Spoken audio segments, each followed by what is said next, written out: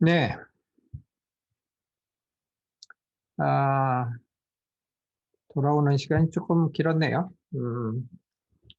잠시 숙제를 좀 정리하다 보니까. 음, 예, 그래서 이제 그 파이썬에 대한 내용들을 보셨는데, 기본적인 질문이기는 한데, 파이썬에서 보면, 어, 괄호, 그 다음에 꺽쇠가로, 그 다음에 중괄호를 사용하는데 어떨 때 사용하는지 모르겠다. 일단 괄호는 우리가 평소에 쓰는 뭐 그 수식에서 괄호 같은 뜻으로 많이 쓰죠. 여기서도. 그리고 꺽쇠 괄호는 어떤 데 쓰는 것 같습니까? 여러분들. 여기서 리스트라고 하죠. 리스트. 또 우리가 C나 뭐 포트란에서는 어레이, 뭐 기존에는 어레이라고 많이 불렀는데 리스트라는 말을 파이썬에서는 쓰고 있는데, 우리가 텐서나 뭐 벡터나 이런 양들을 만들 때 이제 그 컨테이너에다 넣게 되죠. 그러니까 한 개의 숫자만이 아니라 여러 개의 숫자들을 어, 넣는 그런 컨테이너를 만드는 거에 쓸 때 주로 많이 쓰고요. 음, 그다음에 꺽쇠가루는 이제 나중에 보시면은 알겠지만은 여러 가지 문법적으로 묶어야 되는 것들이 있을 때, 그때 묶는 데다가 많이 씁니다. 그러니까 그런 용도에 주로 쓰인다고 보시면 될 것 같습니다. 거기 질문이 있고, 여기, 아, 카톡에는 질문이 없는 걸로 봐서는, 다음 얘기를 좀 하겠습니다. 그래서 이제 우리 이거를, 좀, 아, 계속 이렇게 뭐 변증만 올리고 이게 도대체 그러면 어떻게 쓰이느냐 하는 거를 봐야 되니까 가장 간단한 이것을 그래서 구글에서는 텐서플로우의 헬로 월드라고 부릅니다. 그러니까 우리가 파이썬을 처음 공부할 때도 보통 헬로 월드 오브 파이썬이라는 거를 합니다. 그건 뭐냐면 헬로 월드라는 거를 프린트하는 거죠. 프린트하는 프로그램인데 이게 어디서 시작됐느냐면은 C라는 랭귀지를 처음 쓴 사람들이 C에 대한 책을 썼는데 지금도 뭐 바이블처럼 음, 사람들이 아직도 많이 사고 있는 굉장히 고전적인 책이죠. 뭐 컴퓨터 사이언스에서 가장 많이 팔린 책 중에 하나 아닐까 생각되는데 그 책에 보면은 이제 예로 헬로 월드 프로그램이 있습니다. 그래서 이제 그와 마찬가지로 가장 간단한 프로그램을 할때 그 처음 배우는 사람들한테 줄 때 이제 그 프로그램으로 주는데 이것은 구글에서는 이 프로그램이 텐서플로우의 가장 기본이 되는 프로그램이다 해서 이제 제공을 하고 있습니다. 그래서 그 여기 제가 보여드리고 있는 주소에 가면 있고 거기에 자세한 설명이 있고 거기에다 머신러닝의 뭐 컨셉에 대한 설명까지 다 집어넣어 가지고서 아주 친절한 페이지를 만들어 놨습니다. 그러니까 여러분들이 방문해 보시면 굉장히 또 그 지금까지 배운 내용들에 대한 복습도 되고 하는 그런 좋은 페이지가 되겠습니다. 그래서 이제 우리 이거가 무슨 문제냐 하는 것은 리니어 리그레션이라고 하는 것을 뭐 혹시 데이터 마이닝이나 이런 거를 배우신 분들은 배웠을 수 있습니다. 그리고 뭐 몰라도 됩니다. 그러니까 저는 이거를 리니어 리그레션 하면 선형회귀라고 부르는데 이게 뭐 일본식으로 들어오는 한자말이라서 영 뭐 마음에 안 듭니다. 그래서 음, 저는 뭐라고 설명하냐면 1차 함수 찾아내기. 그렇게 얘기하니까 갑자기 쉽죠. 예. 머신러닝에서 선형회귀 그러면은 뭐 머리 아프고 그런데 이거 1차 함수 찾아내기입니다. 1차 함수 찾아내기라는 게 뭐냐?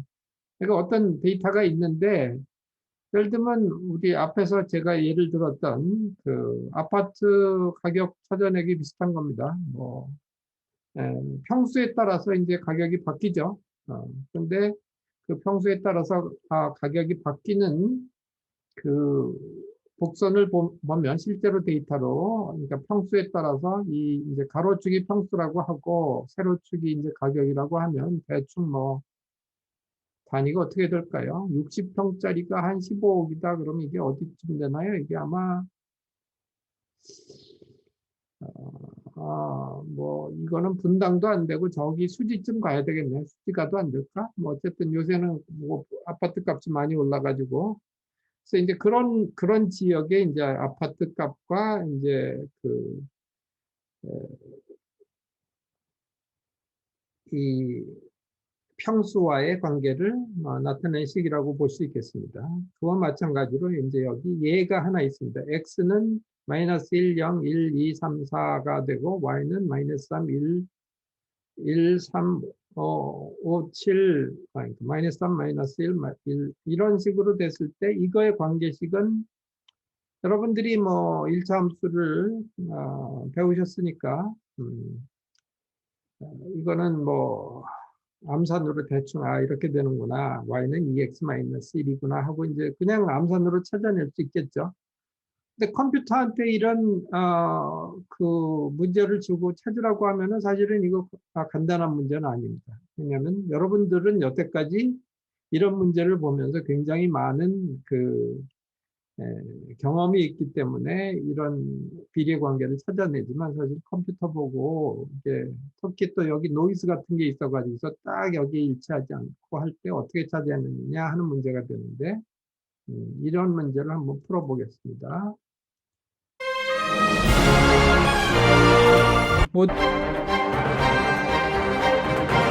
이 퍼셉트론만 가지고 간단하게 평수와 대략의 뭐 평당 가격을 알면 이게 네. 내가 가진 예산으로 살 수 있을지 계산해 볼 수 있다고 했어요. 그죠? 맞아요. 네.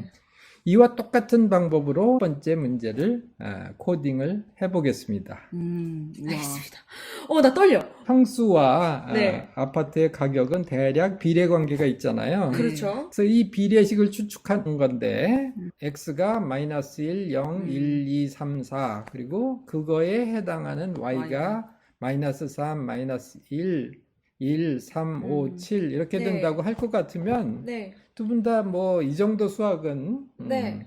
여기까지는 그래도 할 수 있어요. 할 수 있으시잖아요. 나 그래서 요거는 중학교 때 배운 것 같긴 해요. 방정식. 그렇죠. 그 관계가 바로 y는 2x-1 네. 뭐 이런 비례 관계가 있고 좀 어려운 말로 관계식이 뭐냐라는 걸 알아내는 것을 linear regression. 왜냐하면 식이 1차 식이니까 네.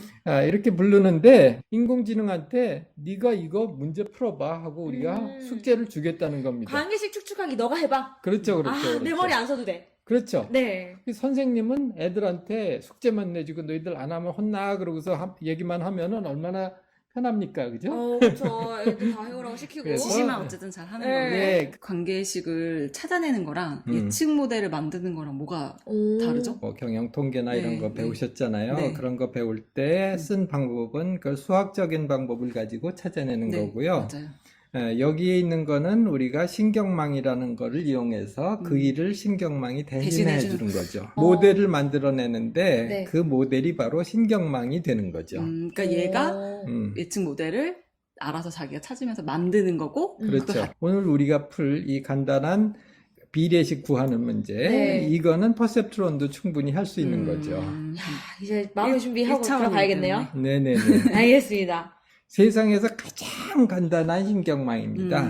이게 어. 퍼셉트론은 일단은 인풋이 여러 개 있었잖아요. 그렇죠. 지금 그림에서 보이는 것처럼 네. X들이 있죠. 그 인풋이 딱 하나밖에 없습니다. 네. 그리고 거기에 더해지는 상수도 딱 하나로. 하나밖에 없습니다. 그렇죠. 그리고 웨이트도 딱 하나밖에 없습니다. 네. 펑션을 통해서 나가는데 그 펑션도 간단해서 네. 아무 일도 안 하는 펑션이에요. 진짜 그럼 가장 네. 기초적인 그럼 그 결과가 y로 나오는 거죠. 네. 네, 그런 함수를 이용해서 비례식을 찾아보자 하는 건데 네. y는 wx 플러스 b라는 1차 식이니까 이 식을 찾아내는 거니까 딱 요 모델이면 충분한 겁니다. 이건 오케이. 편안하죠. 요까지는 괜찮아. 나 따라하고 있어. x와 y의 쌍을 많이 주고 네네. x가 질문이고 Y가 y가 답이잖아요. 네. 그리고 W와 B를 구하면 우리가 모델을 찾은 거잖아요. 그렇네요. 그렇죠? 네네. 이 신경망이 지가 알아서 찾아낼 겁니다. 아, 근데 일단 그럼 질문과 답이 있어야 이 네. 친구가 그 식을 만들어내겠네요. 답 그렇죠, 없는 건 그렇죠. 못하겠네요. 네네네, 맞습니다. 알겠습니다. 그래서 다음 코드를 보면 우와, 2를 나왔다. 네, 나왔는데 이런 거를 여태 우리가 네. 고전적인 방법으로 했다고 그럴 것 같으면은 아까 네. 보신 그렇게 긴 이거요? 예, 여기 있는 전체가 몇 줄이에요? 하나, 둘, 셋, 넷, 6줄이요. 다섯, 6줄. 네. 오, 이게 간단하네요. 전체입니다. 와. 아니, 아까 전에는 몇 줄인지 어우, 신기하다. 어떻게 안 이렇게. 되겠네요. 네네. 네. 그래서 이것이 바로 인공지능의 좋은 점입니다. 사람도 굉장히 복잡한 여러 가지를 배우는 것 같지만 아기들 보면 그냥 아빠 하면 아빠인 줄 맞아요. 알고 엄마 하면 맞아요. 그다음에 맘마 하면은 이게 네. 먹는 건 줄 알고 하잖아요. 네. 방법이 다 똑같잖아요. 그쵸. 그래서 세상의 인공지능 프로그램은 옛날 고전적인 프로그램의 종류에 비해서 훨씬 적습니다. 좋네요. 비슷한 프로그램 가지고 굉장히 복잡한 일도 다 할 수 수- 있다. 오. 이런 것이 장점이고 음. 고전적인 프로그램은 두 분 보고 굳이 어렵게 음. 배우라 이런 말씀 드릴 필요 맞아. 없는데 배우라 하시면 나 공부 못해요. 도망가실까봐. 나 다음 시간부터 없어, 막. 네, 그런데 인공지능 프로그램은 우리가 딱 몇 가지 템플레이트만 네. 구해두면 그거 가지고 이것도 하고 저것도 하고 거기다가 떼다 붙여서 약간 바꿔가면서 얼마든지 오케이. 써먹을 수 있다는 겁니다. 오케이. 첫 번째 줄이 나오는데 이게 바로 모델이다 이겁니다. y는 wx 플러스 b 이렇게 돼 있잖아요. 네, 그렇죠. 예, 이 코드하고 비교해보면 그거를 설명해 주고 있는 겁니다. 이게 네. 그 1차 좋다. 식의 네. 그 예측 모델이다. 예, 그리고- 거기 케라스라는 건 사실은 이런 모델들을 우선 많이 저는- 미리 준비해 놓은 라이브러리입니다. 아, 우리 좋네요. 지난 시간 소개해 주셨던 예, 유닛? 맞습니다. 유닛 1. 그거는 네. 여기서 뉴런이 하나 있다는 하나 거예요. 있다. 오케이. 인풋 쉐이프는 여기 1이라고 써 있잖아요. 네. 그거는 딱 한 개 들어온다 이거예요. 좀 읽힌다, 이제. 보인다, 그렇죠, 보인다. 그렇죠. 예. 이건 또 뭐죠? 그럼 모델, 예, 모델, 컴파일, 컴파일, 옵티마이저, 옵티마이저. 이거는 얘를 네. 어떻게 학습을 시킬까 컴퓨터한테 알려주는 겁니다. 그래서 SGD를 하라는 거예요? 그렇죠, 그렇죠. SGD. 옵티마이저라는 건 네. 뭐냐면 얘를 학습시킬 때 어떤 방법으로 할 거냐. 네네. 뭐 어려운 말로 스토캐스틱, 그레디언트, 디센트 그러는데 그건 어. 모르셔도 되고 네. 그냥 잘 되는 방법 하나 딱 그겁니다. 그렇죠. 로스, 여기가 로스. 로스가 나오는데 네. 뭐를 줄여가야 되느냐. 내가 원하는 출력과 네. 실제로 나오는 출력과의 차이가 크면 안 되잖아요. 그쵸. 그쵸? 그럼 우리가 결과값이 원하는 정확도. 네. 우리가 원하는 식이 EX-1인데 그렇죠. 처음에는 2x-1. 그렇죠. 네네. 2인지 뭐 1인지 몰라서 맞아요. 뭐 5X 플러스 5 뭐 이런 처음에 시작하는 식이 있었다고 맞아요. 해요. 단계식을 또. 그러면 출력이 얻고 싶은 출력하고 비슷하게 나올까요? 영 엉뚱하게 나올까요? 엉뚱하게 나오죠. 그거. 엉뚱하게 나오죠. 그래서 저기 mean squared error라는 건 뭐냐 하면은 얻고 싶은 출력, answer와 이 틀린 답의 차이, 그것을 제곱했다 미니마이즈하다. 이런 뜻이에요. 네. 그 수식은 걱정하실 필요 없고 어쨌든 얼마나 많이 틀렸느냐 이것을 말해주는 양을 loss라고 부르는 거죠. 알겠습니다. 옵티마이저는 그 로스를 어떻게 줄여가느냐 하는 방법. 알겠습니다. 그래서 모델 .fit fit. 네. 네. 그리고 XS, YS, 네. 이포크는 500. 그 모델이 지금 틀렸으니까 열심히 이것도 테스트해보고 저것도 테스트해봐서 네. 그 모델이 딱 맞게 만들어라. 핏하게 만들어라. 네, 네가 뺑뺑이 돌려서 네. 맞는 답 찾아내. 이제 모델한테다가 명령하는 겁니다. 저기 이포크라는 거는 네. 맞는 답 나올 때까지 500번은 계속 해야 돼. 최소 500번 해야 돼. XS, YS 입력과 출력인데 네. 이 모델한테다가 넣어준 명령이 위에 있는 명령입니다.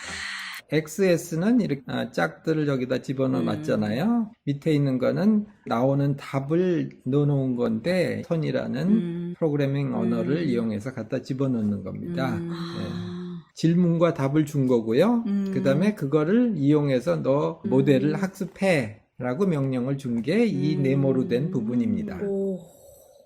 이제 눈에 보여. 눈에 보이죠? 네. 네. 좀 뭐 어려운 얘기 아니에요. 그러네. 이제 내 일을 해주는 나의 비서야. 친구가 친구. AI 친구가 있는데 AI 음. 친구한테 내가 하고 질문은 이거고 답은 이거야. 너 돌려? 이제부터 500번 시도해가지고서 찾아내. 답을 찾아내. 라고 명령한 것 뿐이고요. 맨 네. 마지막 줄은 뭘까요? 이제 결과값 내라. 프린트? 결과값 알려줘. 그러고 나 이거 냈잖아. 그렇지. 뿌듯해, 역시. 프린트, 모델, 그다음에 프리딕트. 그렇죠. 예측 모델. 모델 보고 너 프리딕트 해라고 이제 말한 예측해라. 거예요. 이렇게 학습했으니까. 그렇죠. 요 과정을 학습했으니까 너 이제 결과값 예측해라. 10과 0일 때 결과를 나타내라. 예, 그렇죠. X를 10을 넣으면 Y가 뭐가 나오니?라고 물어보는 거, 예측해라. 예. Y 값이 없고. 야, 뿌듯하다. 그렇죠. 저기 써 있는 말들이 다 우리가 아는 아주 쉬운 영어 맞아요. 단어로 되어 있잖아요. 맞아요. 모델아, 너 프리딕트 해라. 예측해라. 그냥 영어인 거예요. 고맙게도 쉬운 영어로 써줘가지고. 근데 그러니까 이때까지는 이 쉬운 영어들이 조합되어 있어도 뭔 말인지 진짜 몰랐는데 그렇죠. 단 10분 안에 네. 코드 읽는 법을 배웠어요. 그렇죠. 야, 이거 진짜 너무 놀라운 강인데요, 네, 이거? 이 영상 무조건 보셔야 돼. 이제 그 통계 그럼 사실 그거 안 배워도 되는 거 아닌가요? 그렇죠. 앞으로 맞습니다. 힘들었거든요. 사실은요. 네. 경영 통계에서 배우는 모든 내용들을 사실 여기 있는 그쵸. 함수들을 이용해서 다 할 수 해주니까. 있습니다. 저 케라스라는 라이브러리 안에 다 미리 들어가 다 있어요. 들어가 있어서 그거 불렀으면 됩니다. 그러니까요. 근데 뭐 이래서 교수님이 이렇게 우리가 읽어낼 수 있는 이해만 하는 역량을 그냥 주셨어. 야, 나 진짜 할 수 있을 것 같아, 이제. 섣불리 그렇게 얘기하지만. 나 또 다음 시간에 후회하고 있다. 아니 근데 사실 네. 보경 씨 말이 맞습니다. 이렇게 아주 간단한 1차식 구하기를 했지만 네. 그거하고 똑같은 방법으로 우리 얼굴 알아보기 그쵸. 그다음에 가위바위보 하기 뭐 이런 네. 것들도 다. 다 비슷하게 할 수 있어서 나중에 네. 코드를 보시면 뭐 한두 줄 더 들어가지만 이거 그냥 눈에 보이네 이렇게라고 생각하실 거예요. 구글의 그 tensorflow.org라는 사이트에 들어가 보시면은 뭐가 많네요. 오늘 제가 설명드린 내용들을 다 네. 좀 더 친절하게 써놨는데 네. 사실 단점은 영어로 돼 있고 그리고 옆집 AI 아저씨 같은 분이 설명을 안 해주잖아. 그렇죠. 엔지니어들이 설명을 했기 때문에 네. 우리가 잘 모르는 말로 설명을 해요. 그렇죠. 예, 클릭만 하시면 바로 이렇게 돌아가는 이 링크를 만들어 놨습니다. 그럼 네. 들어가서 돌려보시면 네. 인공지능 만들었어. 이렇게 라고 말해도 되나요? 네, 말해도 됩니다. 나 이제 말하고 다니려고. 어떻게 돌아가는지 알겠어요? 예. 그러니까 기본적으로 여러분들이 앞으로 배울 텐서플로우 코드 거의 대부분이 이런 스트럭처라고 보시면 됩니다. 그러니까 또 무슨 소리가 나네? 거의 대부분의 그 코드가 저기 모델이 틀리고 그 다음에 뭐 그 SGD라든가 뭐 옵티마이저, 로스 이런 것들이 틀리긴 하지만은 그것만 바꾸면은 거의 모든 머신러닝 프로그램이 비슷한 형태로 돈다고 생각하시면 되고요. 그래서 이걸 보면 우리가 이 지금 퍼셉트론의 학습을 시켰는데 이건 리그레션 문제를 풀린 거고 그 다음에 클래시피케이션도 가능합니다. 근데 이게 무슨 얘기냐? 예를 들어서 우리가 벽에다가 그 그림을 걸거나 TV를 건다고 할 때 이제 저런 그 인부들이 와서 걸어주겠죠. 우리가 이삿짐 센터에서. 그런데 이게 삐뚤어졌나 안 삐뚤어졌나는 누가 얘기를 해줘야지 그 사람이 바로 가까운 데서는 할 수 없잖아요. 그러니까 뒤에서 우리가 보고 그거 조금 삐뚤어졌습니다. 제대로 걸어주세요. 이렇게 해서 자꾸 이걸 일로 바꿨다 절로 바꿨다 하는 것이 우리가 퍼셉트론 학습의 원리 혹은 우리가 넓게 말해서 딥러닝의 원리라고 할 수 있습니다. 학습 규칙을 우리가 자세히 보면 뭐냐면은 우리가 이제 그 퍼셉트론은 이제 여러분이 모양이 머릿속에서 돌아가시죠. 그러니까 인풋이 있고 그 중에 하나는 바이어스와 관련된 1이라는 인풋이 들어가고 나머지 x1부터 xn까지 혹은 m까지 뭐 가고 그 다음에 그것이 그거와 똑같은 숫자의 웨이트와 곱해져 가지고서 들어가서 서메이션이 됩니다.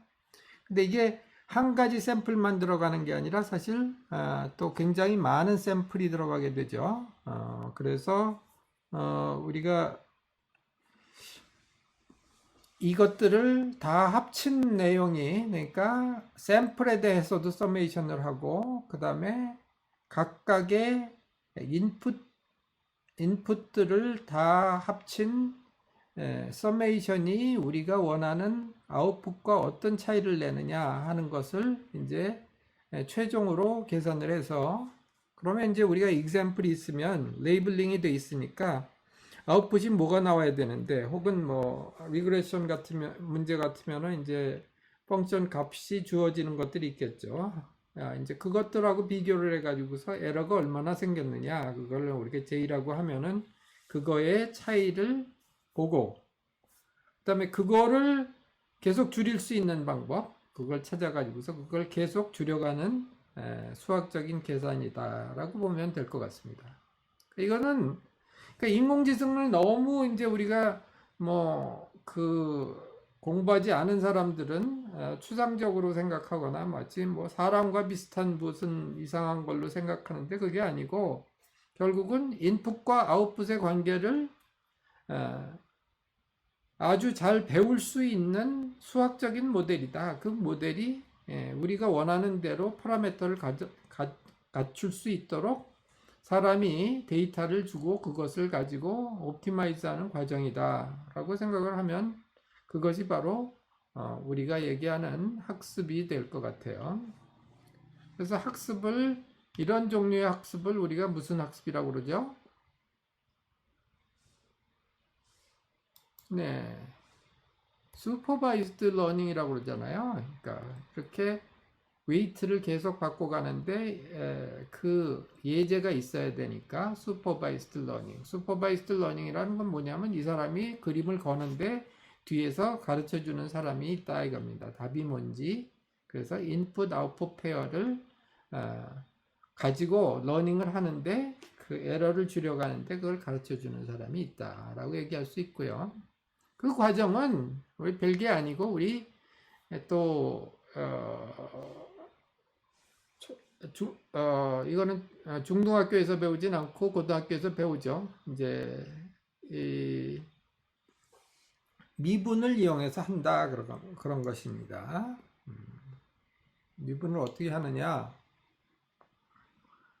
데리버티브라고 하죠. 미분값이 뭐예요? 미분값이 어떤 곡선이 있으면 그 점에서 기울기 아닙니까? 그죠? 그 기울기를 이용해서 우리가 값을 줄여갈 수 있어요. 왜냐하면 기울어진 쪽이 어느 쪽이 줄어드는 쪽인지 알 수 있죠. 우리가 기울기를 알면 그쪽으로 계속 x 값을 변화시키면 fx의 값은 줄어들겠죠. 그죠? 예. 그러면 fx는 어떻게 그 데리버티브는 어떻게 계산이 되느냐? 이런 식으로 계산이 됐잖아요. 그죠? 여기 델타가 소문자로 됐네. 여기도 삼각형 델타입니다. 그래서 델타가 줄어들 때 그 값을 계산한 게 0으로 갈 때 그 값을 계산한 게 미분이었는데, 사실 컴퓨터에서는 0으로 갈 수가 없죠. 컴퓨터에서 아무리 뭐 숫자를 줄여서 그 값을 줄인다고 하더라도 0으로는 못 가고 플로팅 포인트 넘버가 나타낼 수 있는 한도에서 줄어들게 됩니다. 그래서 마찬가지로 이런 미분 적분을 컴퓨터에서 할 때도 이 델타라는 것을 0으로 보내지는 않고 아주 작은 값을 사용하는 게 이제 우리가 보통 numerical calculation에서 컴퓨터가 하는 일이죠. 그래서 이제 그런 것을 이제 하는 게 numerical analysis라고 그러잖아요. 우리가 뭐 미분 적분하고 뭐 optimization 하고 이러는 걸. 근데 이제 누메리컬 아날리시스로 풀던 문제도 이제는 막 딥러닝으로 푸는 시대가 됐어요. 워낙 프로그램들이 잘 돼 있기 때문에 그런 용도에서도 나쁘지 않습니다. 그걸 우리가 지금 바로 해본 거예요. 그래서 그럼 줄여가는 방법은 어떻게 하냐? 이제 우리가 작은 구간으로 해가지고서 우리가 데리버티브를 시뮬레이션 하면 뭐 우리가 어떤 f 값이 너무 크다, 줄여야 된다 그러면 델타 x를 바꿔주는데, 그러면 fx의 값은 델타 x 곱하기 데리버티브 fx만큼 줄어들게 됩니다. 그러니까 저 값을 fx가 마이너스인 쪽으로 델타 x를 조금씩 바꿔가는 거죠. 그렇게 하면은 이제 우리가 함수의 값을 줄일 수가 있습니다. 그러니까 우리가 그럼 줄이고 싶은 함수는 뭐냐? 우리가 원하는 아웃풋과 내가 만든 모델이 내놓은 아웃풋의 차이가 바로 에러잖아요. 그러니까 그거는 우리가 원하지 않는 거니까 그 에러를 줄이기 위해서는 에러를 말하는 함수를 줄여가야 되는데, 그것을 이제 우리가 코스트 펑션이라고 합니다. 일반적으로는 저게 0이 되면 완전히 100% 맞는 답을 내는 함수를 아무거나 갖다 쓰면 되는데, 그거 중에 log likelihood loss 이런 것도 있고 복잡한 그 코스트 펑션들이 여러 가지 있어요. 그러나 우리가 그런 걸 실제로 많이 쓰지는 않고요. 일반적으로 많이 쓰는 것은 log likelihood loss하고, 그 다음에 여기 보이는 아주 간단한 함수 mean square deviation입니다. 무슨 얘기냐? 우리가 원하는 답과 내가 내놓은, 나의 모델이 내놓은 네트워크가 내놓은 틀린 답과의 차이를 빼서, 근데 이게 플러스가 될 수도 있고 마이너스가 될 수도 있잖아요. 그러니까 거기다가 제곱을 하면 그건 항상 완전히 일치할 때 이 값은 0이 되고, 일치하지 않을 때 플러스가 됩니다. 그러니까 일치를 하지 않고 많이 틀릴 때는 이 값이 크겠죠. 그래서 그거를 example의 개수만큼 나눠주면 평균 에러가 되겠죠. 그래서 k는 0부터 m까지. 보통 우리가 example를 넘버링을 할 때는 0부터 하는 경우가 많기 때문에 인덱스를 0으로 했습니다. 그래서 이게 여기 y 캐럿이 말하는 것은 predicted output이고, y가 말하는 것은 원래 우리가 답이 되어야 하는 타겟 아웃풋이 되겠죠. 이 두 개의 차이를 이제 우리가 계산하는 겁니다. 그러니까 우리가 조금 전에 했던 그 예제는 뭐냐? 우리가 거기서 계산해야 되는 거는 1차 함수 찾아내기 때문에 1차 함수의 절편과 기울기를 찾아내야 되는 거였잖아요. 2x-1이었던가요? 이제 그걸 찾아내야 되는 거니까, 그것이 이제 퍼셉트론의 웨이트였는데, 우연히도 웨이트와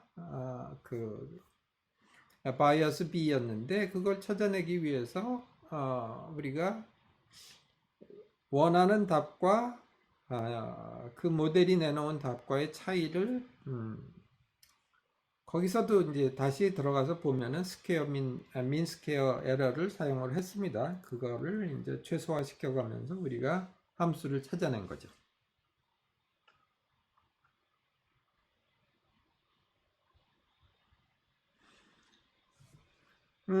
여기까지 콘셉트가 여러분들이 잘 이해가 되셔야 되기 때문에 조금 질문을 받고 갈까요? 근데 벌써 시간이 많이 가서 오늘 하려고 했던 것을 잘 못 가고 있네.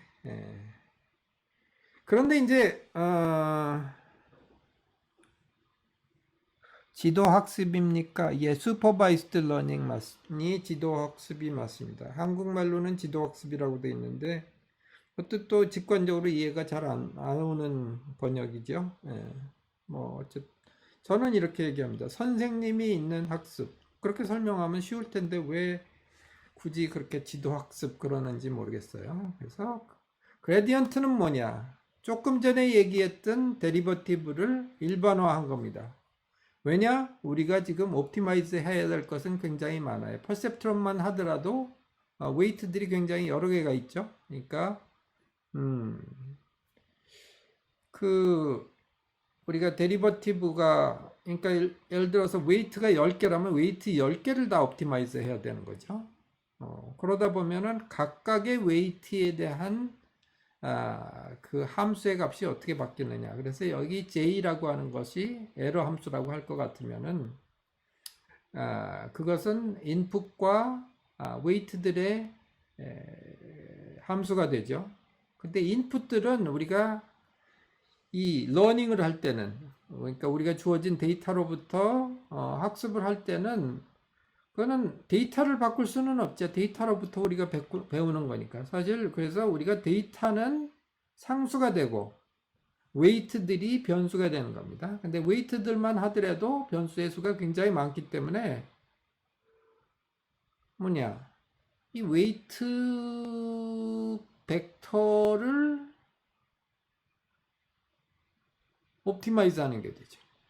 그러면 이제 우리가 웨이트가 뭐 100차원도 되고 10,000차원도 되고 할 수 있는데 그걸 다 여기다 그릴 수는 없잖아요. 그래서 2차원으로 그냥 그린 거죠. 그냥 웨이트 하나와 바이어스. 그럼 그것들을 변화시킬 때 우리가 조금 전에 얘기했던 뭐 예를 들면 민스퀘어 에러 같은 그런 함수가 가장 최소가 되는 점이 있을 겁니다. 저기 이제 0에 가까운 부분에 가서 터치하고 있죠.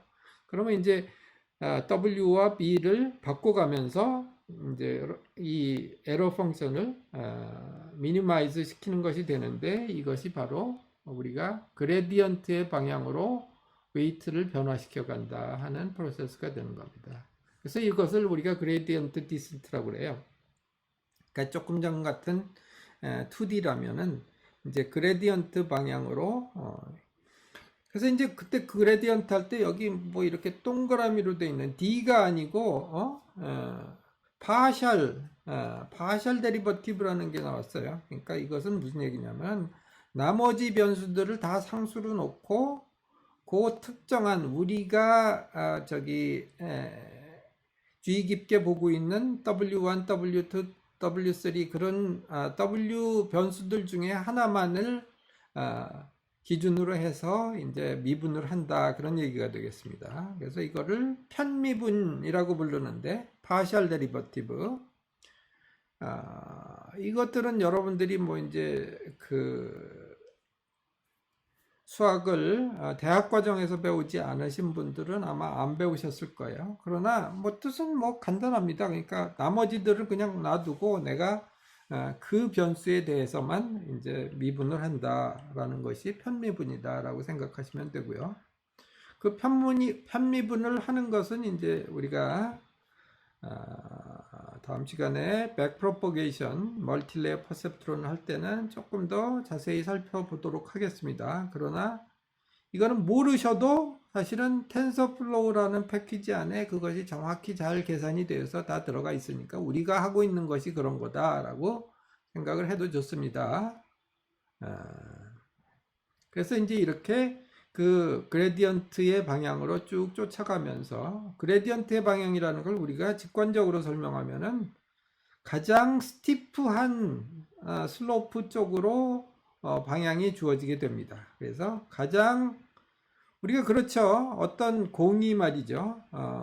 이런 공면에서 굴러내린다 할 때 슬로프가 가장 스티프한 쪽으로 굴러내릴 겁니다. 그 길이 여기 나와 있는 그림인 것이죠. 그런데 그 방향이 뭐냐? 그것이 바로 그레디언트다. 그런 얘기예요. 근데 그걸 계산하면 무슨 뜻이 되느냐? 또 재밌게도 우리가 뉴런은 사용하면 사용할수록 그 시냅스들 간에 시냅스의 스트렝스가 세진다고 그랬는데 마찬가지로 우리가 익스터널 인풋과 그 다음에 이제 우리가 아웃풋과 그 사이의 시냅스가 동일한 부호일 때는 더 시냅스가 강화되고 이렇게 마이너스일 때도 서로 강화되고 다른 방향일 때는 이제 시냅스가 약화되는 그런 방향으로 이제 바뀌는 것을 우리가 실제 바이올로지컬 시스템에서도 보고 있는데 마찬가지로 퍼셉트론에서도 그렇게 되더라 이거예요. 계산을 해보니 왜 그렇게 되느냐? 이거는 미분을 해봐야 되죠. 여러분들이 수학을 계산을 해야 됩니다. 그래서 이게 여러분들의 첫 숙제가 되겠습니다. 계산을 한번 해보세요.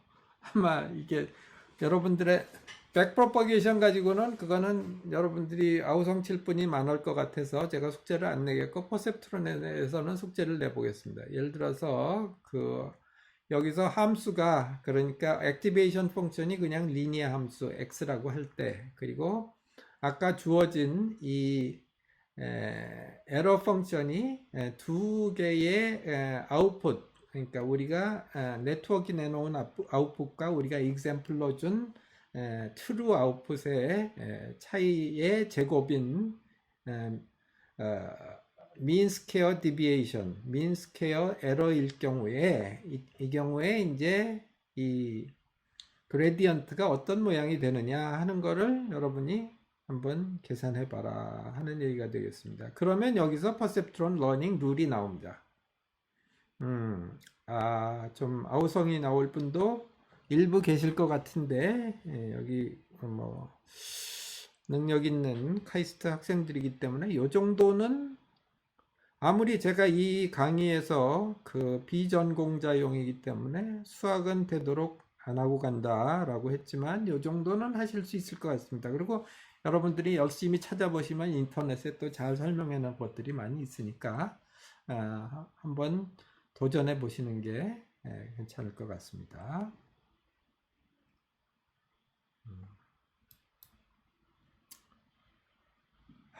이거를 이제 우리가 좀 봐야 됩니다. 그래서 이제 이 퍼셉트론 가지고 이제 앞에서 여러분들이 그 코드를 잘 이해를 못했다 그러시는데, 사실 여기 굉장히 비슷한 코드가 또 하나 있습니다. 이건 핸드리튼 디짓 레코그니션이라고 해가지고서 이런 사람이 손으로 쓴 글씨를 구별하는 거, 이게 굉장히 어려운 문제면서 기존의 컴퓨터 비전 알고리즘들이 잘 못 풀었기 때문에 뉴럴 네트워크로 하기 시작했고, 하게 된 굉장히 아주 고전적인 유명한, 그러니까 말하자면 그 분야에서는 이 문제를 모르면 그 분야에 대해서 모르는 거나 마찬가지인, 말하자면 컴퓨터 비전의 헬로 월드까지는 아니래도 뭐 그 비슷한 문제가 되겠습니다. 그리고 여기 데이터셋은 또 미국의 표준연구소가 만들어 놓은 엠니스트 데이터셋이라는 겁니다. 그래서 이걸 가지고 이제 문제를 만들었는데, 그래서 이거를 이제 여러분들이 바로 할 수 있도록 또 다 예제들을 다 만들어 놨어요. 그래서 여기 제가 해놓은 이 어드레스에 가시면 이 예제가 있습니다. 제가 지금 한번 리커넥, 여기 그게 아니고 여기다, 숫자 인식기, 여기 제가 이제 한글로 다 번역을 해서 또 해놓은 파일이 있습니다. 그거를 한번 가서 보도록 하죠.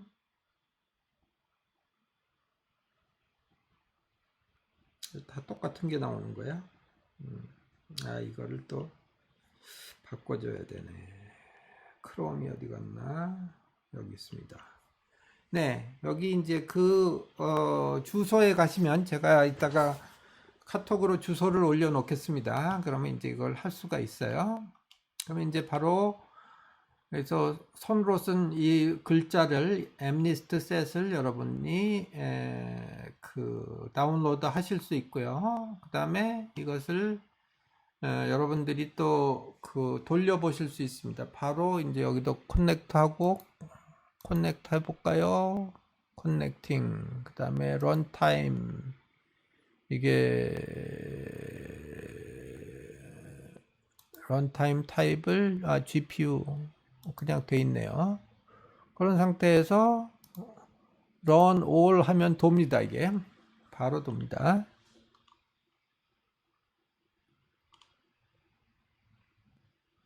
이게 또 무슨, 왜 에러가 나?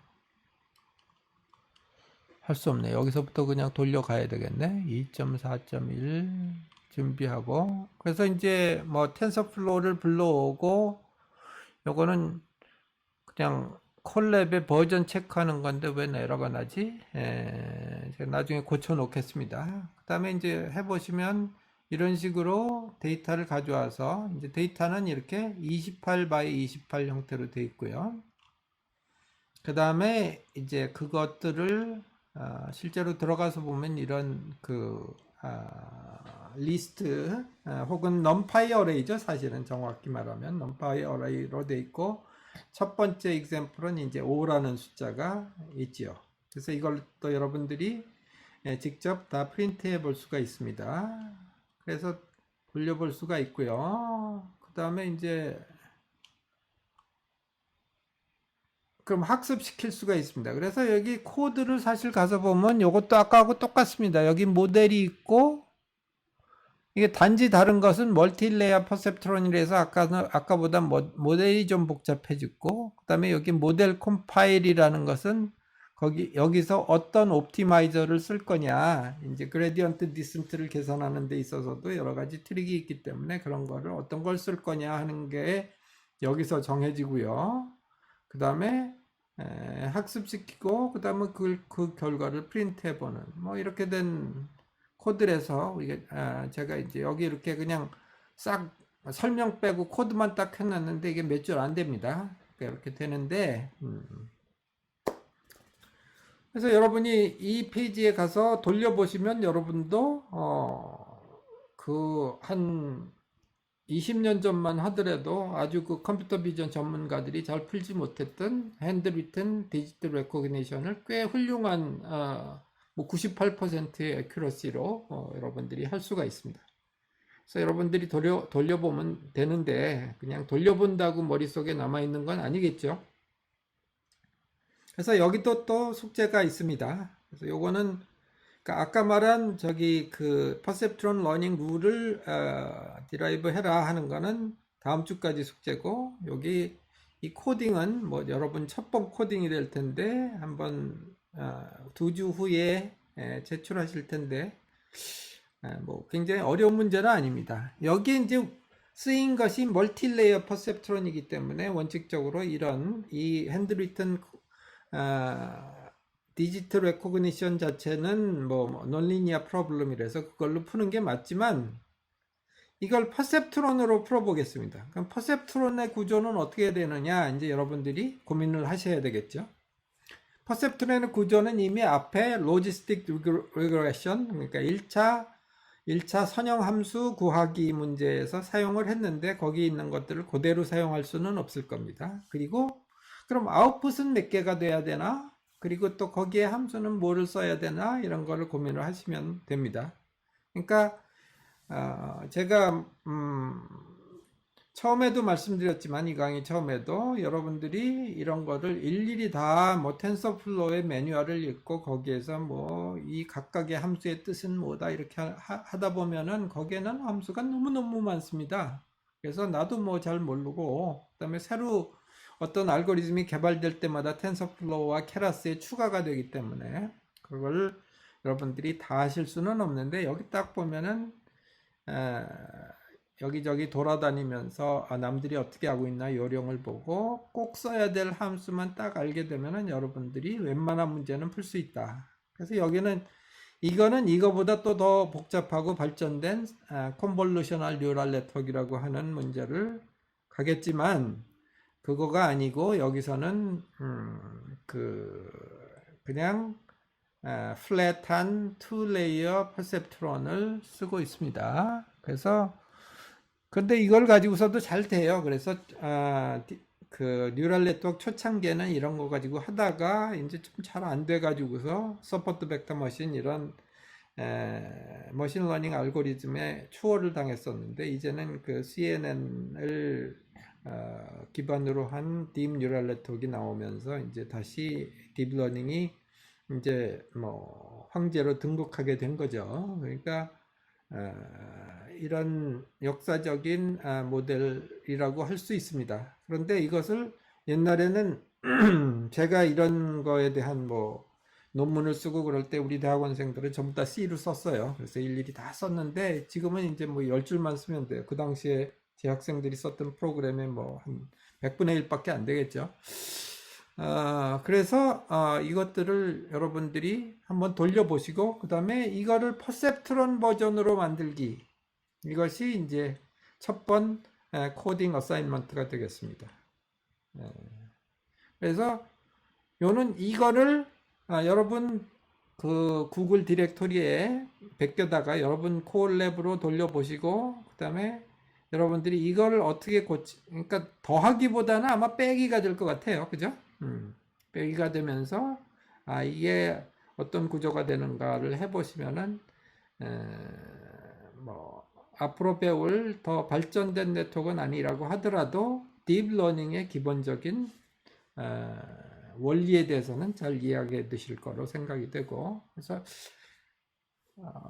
이거를 내가 고민하면서 여러분들 같이 비전공자들이 물론 여기 뭐 개발자도 계시고 하지만 쉽게 할 수 있으면서 진짜 좋은 연습 문제가 뭘까 하고 굉장히 고민했는데 이걸 찾아내고 나서 이거 진짜 괜찮은 숙제일 것 같다라고 생각을 했습니다. 그래서 제가 뭐 콜세라의 응애 강의나 뭐 CMU나 이런 데 가봐도 이렇게 좋은 아이디어를 낸 적이 없어요. 그러니까 여러분들은 이 숙제를 하면서 진짜 많은 것을 생각하고 배우시게 될 거라고 생각이 됩니다.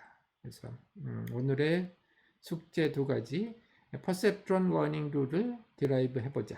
그 다음에 숫자 인식기를 퍼셉트론 버전으로 만들어보자. 이 2가지가 되겠습니다. 오늘 여기까지고요. 조금 아까 그 소리가 나고 그래가지고서 비디오를 다시 보고 그러느라고 시간이 걸렸는데, 뭐 그래도 질문이 있으시면 또 답변을 드리겠고, 계속 카톡으로 올려주셔도 제가 계속 답변을 하겠습니다. 질문이 W와 같이 B도 계속 옵티마이제이션을 위해 변화시키는 건가요? 네, 맞습니다. B도 그래서 우리가 W0라는 형태로 우리가 또 한 프레임워크에 묶어서 하니까 당연히 B도 계속 변화를 시키죠. 퍼셉트론의 경우에도 그렇고 멀티레이어 퍼셉트론이나 뭐 컨볼루셔널 뉴럴 네트워크나 RNN 같은 경우도 B도 계속 변화시킵니다. 그 다음에 또 질문이 있으신가요? 예, 교수님 한 가지 질문이 있는데, 네네네. 첫 번째 숙제에 대해서 좀 더 설명해 주시겠습니까?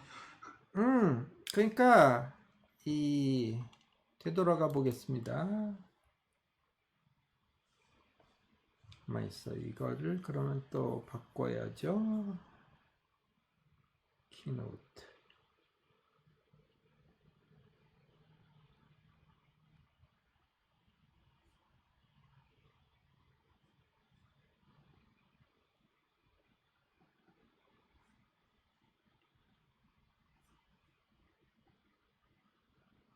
여기 이제 보면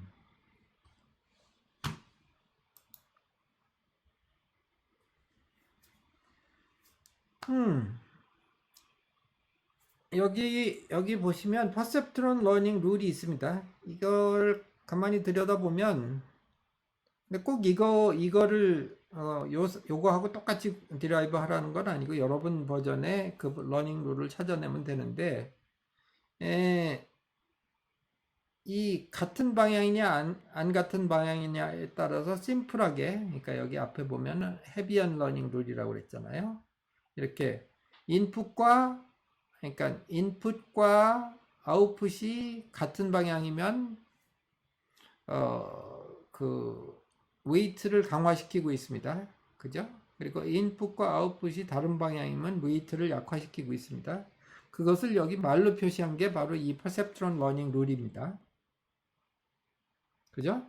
아이고, 근데 이게 왜 안 나오고 있나? 줌에는. 미안합니다. 내가 이거 참 화면 전환해주는 OBS 조교가 바로 옆에서 같이 해야 되는데 이게 잘 안 되네. 그래서 그러니까 이 퍼셉트럴 러닝 룰이라는 게 헤비한 그 바이올로지컬 시스템의 헤비한 러닝 룰을 그대로 글로 쓴 거나 마찬가지입니다. 그러니까 인풋과 아웃풋이 같은 방향일 때는 강화시키고 인풋과 아웃풋이 다른 방향일 때는 약화시킨다. 시냅스를. 그게 웨이트가 되는 거죠. 근데 이것을 여러분들이 그레디언트 디센트 룰을 계산하면 바로 그것이 나옵니다. 무슨 얘기인지 아시겠어요? 그레디언트는 이렇게 계산한다고 그랬잖아요. 그러니까 그레디언트의 각각의 컴포넌트를 여러분들이 이 편미분을 계산을 할 수가 있습니다. 그러니까 편미분을 안 배웠기 때문에 사실 그거 어떻게 하느냐 그러는데 사실은 어렵지는 않습니다. 왜냐하면 나머지는 다 상수로 놓고 그 변수만 이제 내가 미분을 한다라고 생각하시면 뭐 그것이 바로 편미분입니다. 이걸 해서 이 미분을 해서 그레디언트 값이 뭘로 나오느냐 하는 걸 한번 계산해 보자 이런 얘기죠. 무슨 얘기인지 아시겠어요? 질문에 답이 됐나요? 네, 감사합니다. 네. 또 질문 있으신가요?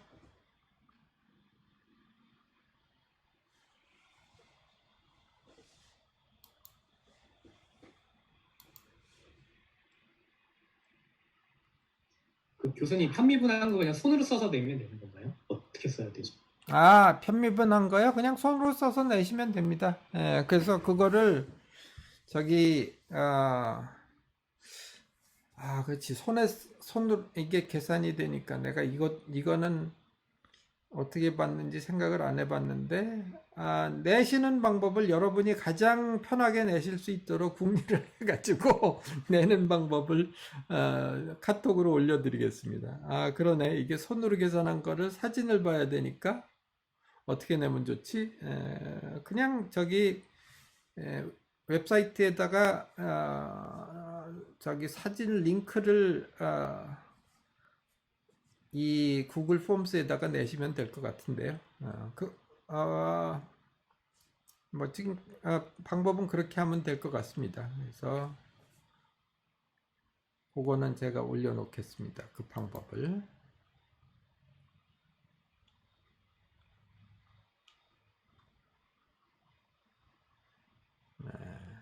그리고 또 질문 있으시면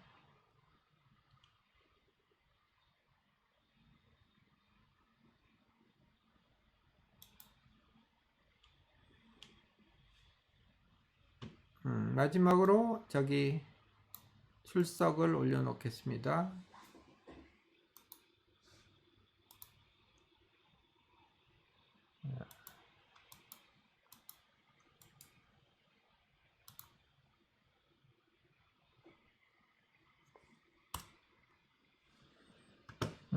오늘 퀴즈는 한 문제밖에 없습니다. 두 번째 문제를 올리려고 그러는데 계속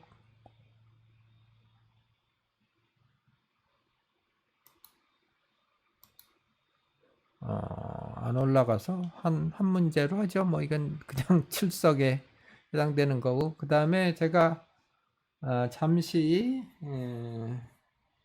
그 오늘 시작하면서 설문조사 한 걸 보니까 보통이다라고 한 분이 제일 많고요. 그 다음에 그죠? 다시 가서 볼까? 보통이다 보다 약간 어렵다가 많네요. 아주 어렵다는 2%밖에 안 되고, 그 다음에 너무 쉽다라고 하신 분도 별로 없고, 보통이다, 그 다음에 약간 어렵다가 많은 것 같습니다. 그래서 뭐 지금 현재로서는 뭐 그 강의 난이도가 적당한 수준으로 생각이 되는데 조금씩 어려워지고 있으니까 조금 더 뭐 여러분들 주경희 씨, 오늘 수업으로 아주 어렵다로 바뀌었습니다. 예, 뭐 오늘은 어려운 날일 수밖에 없습니다. 오늘하고 다음 주는 좀 어려운 날일 수밖에 없는데, 편미분을 몰라서 숙제를 제출하기 어려울 것으로 생각합니다. 저도 예, 그냥 한번 도전해 보세요. 그리고 나서 너무 어렵습니까? 오늘 얘기는 조금 어려웠을 수도 있네요. 예, 그거는 저도 인정합니다. 근데 이게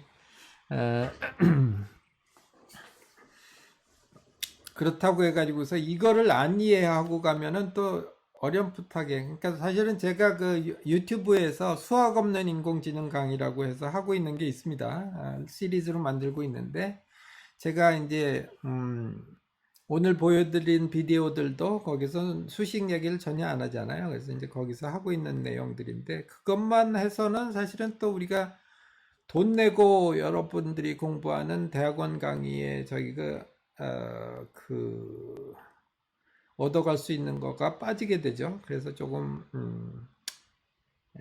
약간 어려운 감이 있더라도 좀 오늘은 수식 얘기를 해봤습니다. 그러나 저희 이렇게 계속 수학으로 고문할 거는 아니니까 좀 너무 걱정은 안 하셔도 괜찮습니다. 사실은 그 미국의 그 스탠포드나 CMU의 은 교수나 뭐 이런 사람들의 강의가 뭐 평이하게 이렇게 써가면서 설명하는 것 같지만은 오늘 우리가 한 내용보다 훨씬 불친절하게 이제 이 내용들을 설명을 하고 가는데 나 뭐 우리도 아주 베이직한 거는 알고 가지 않을 수 없지 않겠나. 뭐 카이스트의 강의니까 아무리 비전공자라고 하더라도 기본적인 아이디어는 알고 가야 되지 않나. 그리고 여러분들이 이제 제가 오늘 드린 실습 숙제를 해보시면은 오늘 나왔던 수식이 이런 얘기였구나 하고 이제 또 새삼스럽게 쉽게 이해가 됩니다. 그러니까 그거까지는 제가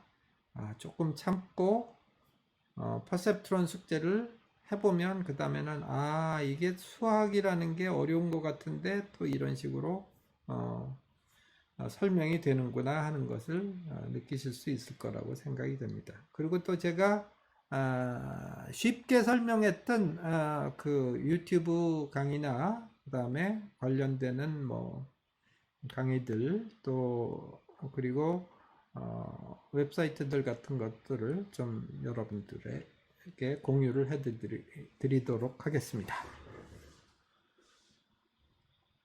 네.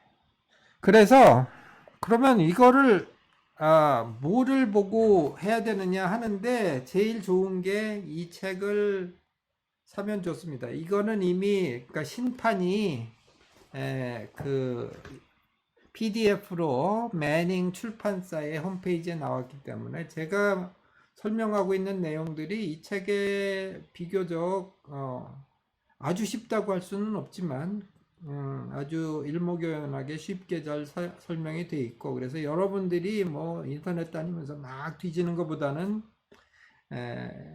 이 프랑스와 숄레의 책을 보시는 게 제일 낫지 않겠는가 하는 생각을 하고요. 그래서 아주 너무 깊지 않은 이론과 그 다음에 실제 코드들이 적절히 조합된 좋은 책이라고 생각이 되고요. 그래서 사실 실무자들도 이 책 하나를 하면은 뭐 상당히 실무자들 중에서는 이론적인 바탕이 깊어질 수 있는 좋은 책이라고 생각이 되는데 이거는 뭐 사실은 카피라이트가 있는 거기 때문에 제가 제 PDF에도 보니까 제 이메일 어드레스까지 다 박아 나와 가지고서 누구누구한테만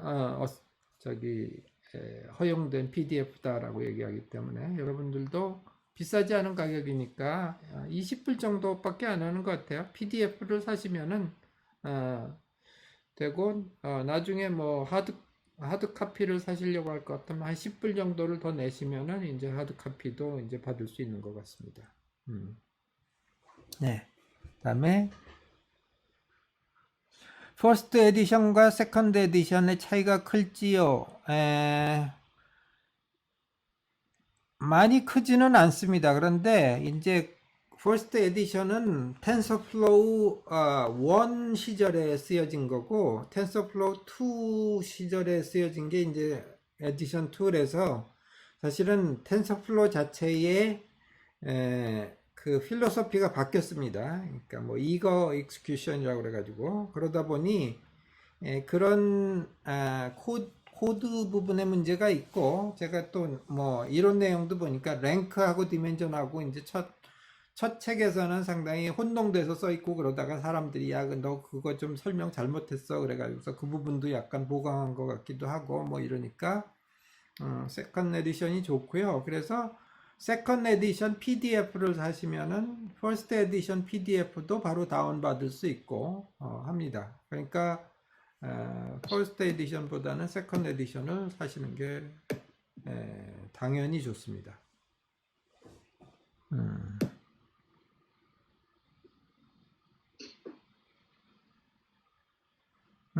그 다음에 질문이 없으시면 오늘 뭐 조금 고생들 하셨습니다. 그래서 뭐 파이썬 코딩도 조금 나오고 거기다가 텐서 얘기까지 나왔기 때문에 거기다 편미분까지 나와서 조금 이제 1시간에 너무 많은 내용이 나오지 않았나 그랬는데 이게 또 떼놓고서는 설명이 안 되는 내용이기 때문에 1시간에 좀 많이 따라잡았다. 내가 이제 중학교 초등수학 수준이었는데 대학교 2학년 수준은 됐다라고 여러분들이 자위하시면서 조금 오늘 하루는 좀 머리 운동을 많이 하신 걸로 양해를 하시면 좋겠습니다. 오늘 여기까지 하도록 하겠습니다.